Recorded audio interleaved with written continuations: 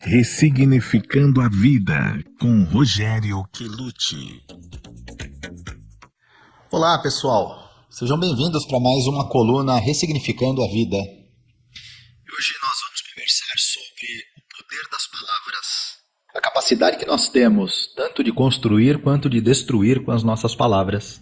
Jesus, numa passagem do Evangelho de Mateus, capítulo 15, quando os homens que o seguiam questionam, perguntando para ele por que ele não lavava as mãos antes de comer, já que isso era uma tradição da cultura judaica e até um preceito religioso para os judeus na época. Jesus então fala para aqueles homens que não entendiam muito bem a relação com Deus, e ele diz o seguinte: o mal não é o que entra pela boca, mas é o que sai. Aquilo que nós falamos é muito mais importante do que qualquer exteriorização ou ritual religioso. Aquilo que falamos nasce do coração, vem de dentro de nós. E como eu disse no começo, tem o poder tanto de construir quanto de destruir.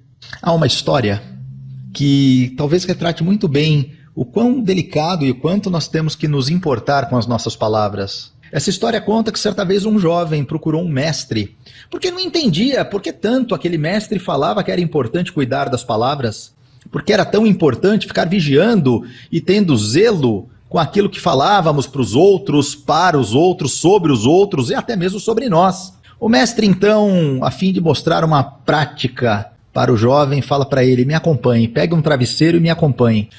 O mestre então sobe no alto de uma pequena colina, junto com esse jovem, e fala para ele: agora pega o travesseiro na tua mão, rasga ele e espalha as plumas que estão aí dentro ao vento. E veja o que acontece.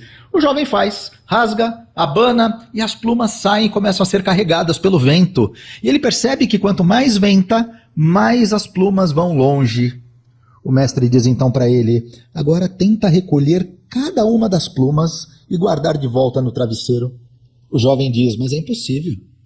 Porque mesmo que eu me empenhe em buscar cada uma delas, muitas eu perdi de vista, eu não sei para onde foram, eu não faço ideia onde elas foram parar. O mestre então diz para ele: o que acontece com a pluma lançada ao vento é o mesmo que acontece com as palavras, porque nós não sabemos onde elas vão chegar.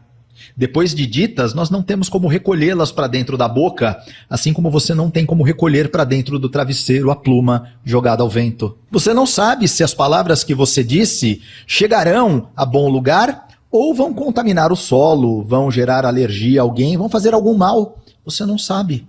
Portanto, vigia as tuas palavras, cuida daquilo que você fala, até porque quando falamos sobre os outros, estamos muito mais falando sobre nós mesmos do que sobre a pessoa criticada.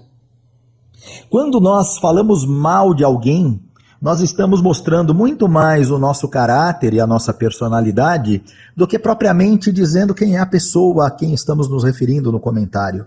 Portanto, vigiai e orai. Se você não tiver aquilo que falar, por que não seguir o exemplo do Chico Xavier na história que ele narra, na qual ele mesmo viveu? Quando ele questionou Emmanuel sobre o que fazer quando desse vontade de falar mal dos outros, Emmanuel recomendou para ele: toma água da paz. E ele conta que procurou o remédio, pediu para amigos procurarem em farmácias de Belo Horizonte, na cidade onde ele morava, e não encontrou a tal água da paz. Quando ele veio ter de novo com Emmanuel, ele falou: não achei o remédio. E aí Emmanuel advertiu: água da paz é água da torneira. Toda vez que tiver vontade de falar mal de alguém, ao invés de falar, vai na torneira, enche um copo d'água, põe a água na boca e segura na tua boca até passar a vontade. Essa é a água da paz. Então fica aí meu convite, vamos ressignificar a relação que nós temos com as palavras. E se não for bom, se não for construtivo, se não for elogio, se não for belo, para que dizer? Guarda para si. E de preferência, tira do coração também, que é melhor.